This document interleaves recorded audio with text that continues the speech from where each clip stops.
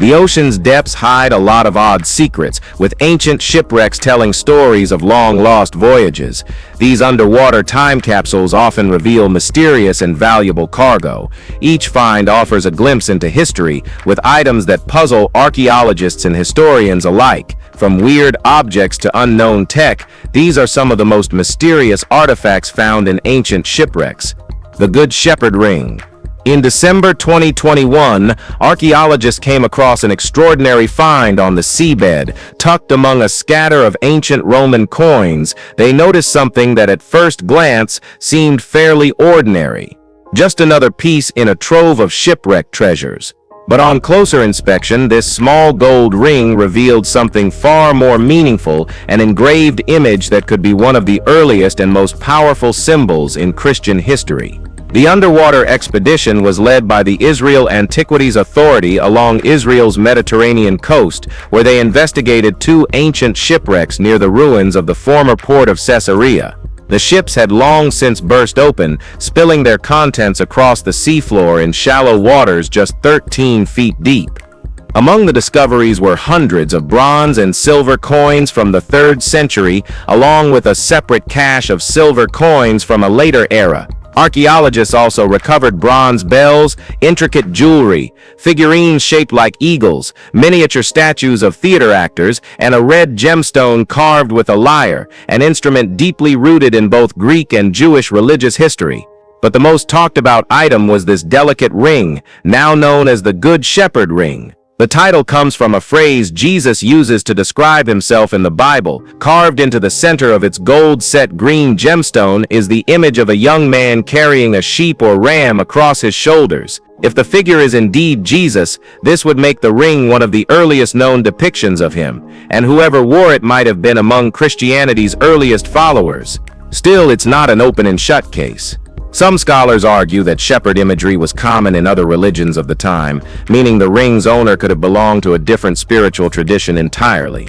As for how the ring ended up at the bottom of the sea, the current theory is that the ship sank while anchored during a violent storm, though researchers have yet to confirm the exact timing of the wreck, or even to prove definitively that the figure depicted is the Good Shepherd himself. Speaking about the discovery, the director of the Israel Antiquities Authority noted that Israel's coastline is packed with archaeological sites and relics that carry massive historical and cultural weight, both nationally and globally. Which of course leaves one lingering question: if this is what divers are finding now, what else might still be waiting below?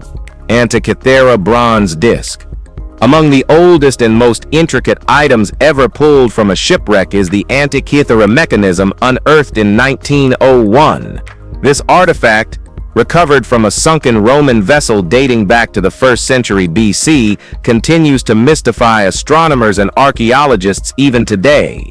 In 2018, researchers located a puzzling bronze disc near the original wreck site. At first, they speculated it could be part of the Antithera mechanism itself and began analyzing its possible link to the ancient device. The Antithera mechanism, a form of analog computer, was capable of calculating precise astronomical movements. It allowed its users to chart planetary paths and forecast eclipses, a staggering achievement for an invention over 2,000 years old. Its complexity far exceeded anything of its time and was likened to an orrery, offering an accurate mechanical model of the solar system to those who understood it. Some even believe it was used to plan the timing of the Olympic Games. Found off the coast of a Greek island, over 80 fragments of the Antithera mechanism were recovered, including one gear measuring 5 inches across with 223 individual teeth. While it's believed the complete device included 37 bronze gears, its full functionality is still only partially understood despite decades of research. Some experts have proposed an original calibration date of December 23, 178 BC, though this remains highly contested. Further analysis of the newly recovered bronze disc revealed an image of a bull, suggesting the piece was likely ornamental rather than mechanical, separate from the inner workings of the Antithera device. Whether additional fragments of this highly sophisticated mechanism will be found remains unknown, as does whether such discoveries will finally unlock the full scope of this mysterious invention. it also proves that we're missing a lot of things from the past. I mean, how did ancient people build things without any modern tools or tech? Thunder crash bombs. Not every object recovered through underwater archaeological expeditions served a peaceful purpose. Some, like the Chinese thunder crash bombs, also referred to as heaven-shaking thunder bombs, signified a massive leap in early warfare technology. Their destructive capability, once witnessed by rival nations, triggered swift adoption and widespread replication, escalating the brutality of armed conflict. In the 13th century, as the Mongol invasions of Japan pushed rapid innovation in weaponry, the thunder crash bomb emerged as one of the world's earliest grenade-style explosives. This marked a pivotal turning point in the timeline of gunpowder warfare. In 2011, archaeologists from the Kyushu Okinawa Society for Underwater Archaeology excavated a Mongol shipwreck dated to the 13th century, approximately 200 meters off the coast of Takashima, Japan. Among their discoveries were intact thunder crash bombs. Each device was constructed with either a cast iron or ceramic casing, built to contain a high volume of gunpowder, spherical in shape. They measured 15 centimeters across and featured a 4-centimeter opening for loading the explosive material. These powerful weapons were deployed using Japanese catapults with lethal accuracy against Mongol fleets. Outfitted with adjustable fuses to control detonation timing based on distance, they could also be hurled by hand as shown in historical Japanese scroll illustrations. To examine their structure without causing damage, archaeologists used X-rays, a common method in conservation science, and confirmed that the bombs had originally been filled with gunpowder and fragments of scrap iron. This makes them an early example of a fragmentation or shrapnel bomb. Their intended effect? Maximum carnage upon detonation. The Takashima site has been under excavation since the 1980s, and long-term plans include eventually lifting and restoring the remains of the Mongol vessel on land. While only a limited number of thunder crash bombs have been retrieved so far, their presence forces historians to rethink long-held beliefs about the so-called rudimentary nature of ancient combat, highlighting instead a far more advanced and calculated approach to warfare. Roman medical pills. During the 1980s, a group of archaeologists began excavating the remains of an ancient shipwreck, the Roletto del Pino, off the Tuscan coast. The dig was long and painstaking, but unexpectedly offered historians a rare, tangible glimpse into early medical science.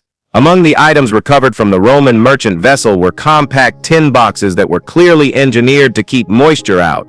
When X-rays were used to examine the tins, they revealed something remarkable: large, well-preserved medicinal tablets, each roughly 1 centimeter thick and 4 centimeters in diameter.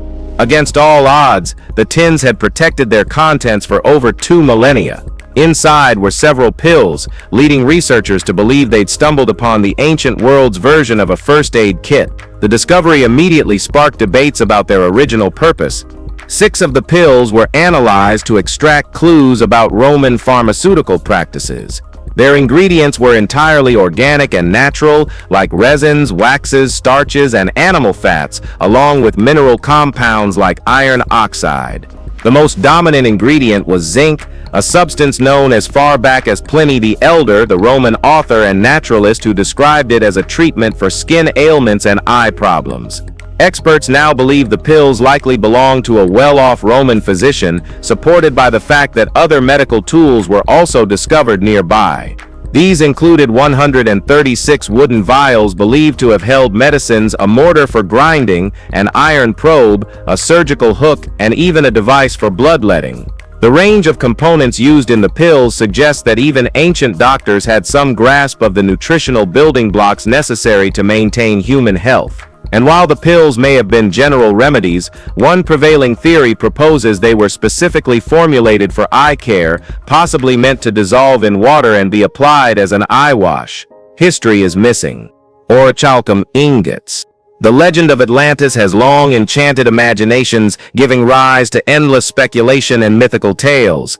Though often dismissed as fantasy, certain archaeological finds can suddenly breathe new life into these age-old stories. One such moment came in 2015 with the discovery of a 2,600-year-old shipwreck off the coast of Sicily. The underwater excavation uncovered a cache of Oricalum Ingots, a mysterious alloy famously referenced by Plato in his writings about Atlantis. In classical Greek, oricalcum means mountain copper, and it was believed to be an extremely valuable substance. According to Plato's 5th century BC accounts, only gold was considered more precious. Scientific testing showed the ingots were mostly composed of copper, blended with significant amounts of zinc and minor traces of nickel, lead, and iron. This analysis provided new understanding of what oricalcum may have actually been, likely quite different from its mythical representation. A Sicilian official connected to the excavation said, "We knew of oricalcum from ancient texts and a few decorative items, but nothing of this scale has ever been recovered." The reason for the ship's sinking remains uncertain, though one theory suggests the ingots were headed for the city of Gela, an ancient hub renowned for producing top-quality goods from fine metals. Gela was home to numerous elite workshops, celebrated for their craftsmanship. The discovery of these oricalcum ingots, resting untouched on the seafloor for nearly 3,000 years, shows how archaeology can blur the lines between legend and fact. It serves as a powerful reminder that the sea still guards countless secrets, some of which may offer fresh clues about the reality behind the myth of Atlantis. Ancient Roman smart tablet.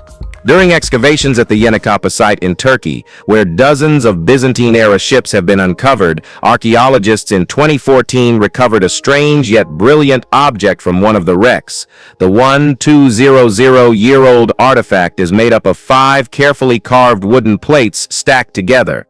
Despite its simplicity, it caught attention for how functionally advanced it was, leading some to half-jokingly compare it to an ancient smart tablet. This iPad-sized tool wasn't for games or emails, but it served multiple purposes. On one side, it had wax-coated surfaces used for etching notes, effectively a reusable notepad. On the other hand, it housed a hidden compartment containing tiny weights, which researchers believe were used for metal assay, testing the purity of gold or silver. In other words, it was a notepad, a toolkit, and a mobile scale system in one compact piece. No screen, no wires, and no charging necessary. Tools like this suggest that ancient traders didn't just carry gold, they carried the means to check if that gold was real. It's a sharp reminder that intelligence in design doesn't require modern tech. This object didn't need to look impressive, it just had to work. And 1,200 years later, it still does. Madra de Shipwreck. The Madra de Shipwreck, discovered off the coast of France, dates back to the 1st century BCE. This ancient vessel was astonishingly well preserved, with much of its timber framework still intact when found. But it wasn't just the structure that stunned archaeologists, it was the cargo. Dozens upon dozens of tightly packed wine amphoras filled the hold, stacked with precision like a floating cellar from another world. Crafted in Italy, these vessels were bound for the bustling markets of Gaul, their contents meant to fuel feasts and trade across the empire. The ship's impressive size and complex design revealed a level of Roman maritime engineering few expected to find so intact. But as divers explored the wreck, one question lingered: what brought such a mighty and marvelous ship down in the calm waters it once conquered? Uluboon Shipwreck artifacts. Found off the coast of Kaş, Turkey, the Uluboon Shipwreck is one of the most significant Bronze Age discoveries ever made. Dating back to around 1300 BCE, the ship was likely of Phoenician or Canaanite origin and was carrying a remarkably diverse cargo, clear evidence of extensive trade across the ancient Mediterranean. Marine archaeologists excavated the site between 1984 and 1994, completing over 22,000 dives. What they pulled from the seabed was nothing short of extraordinary: 10 tons of copper ingots, a ton of tin ingots, 150 jars of terebinth resin, Egyptian scarabs, Mycenaean pottery, Baltic amber, Mesopotamian cylinder seals, ivory, and 24 ebony logs. The materials came from at least 7 different cultures. This wasn't just a merchant's load, it was a moving archive of ancient global trade. The ship likely left from Lycia and was headed west, possibly to Greece.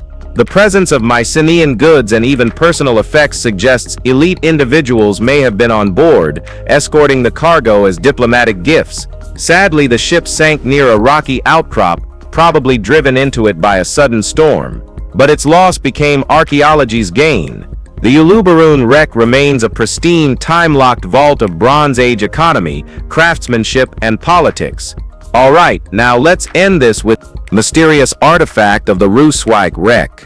A total of £150,000, about $168,000, has been awarded to scan a collection of strange and corroded artifacts pulled from the sea just off England's coast. The grant, provided by the Wolfson Foundation, will go toward upgrading the X-ray lab at Fort Cumberland in Portsmouth, where Historic England conducts its scientific artifact analysis. Most of these objects are still covered in thick crusts of rust and sediment, but with new X-ray tech, researchers will finally be able to examine them properly without breaking them apart. One of the first uses of the new system will be on items recovered from the Rusewag Shipwreck, a Dutch East India vessel that went down in 1740 near Kent.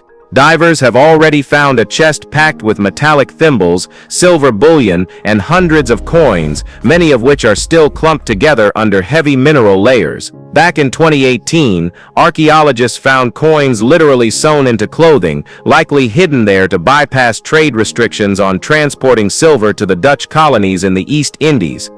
The Rusewag wreck was located off Tankerton Beach, where it struck the Goodwin Sands, an infamous graveyard for ships. All 237 passengers and crew were lost, along with their smuggled wealth. Since then, maritime teams with the Rusewag 1740 project have pulled up coins and personal items from about 85 feet below the surface. Many of the coins had small holes punched through them, clear evidence they were stitched into garments for the journey.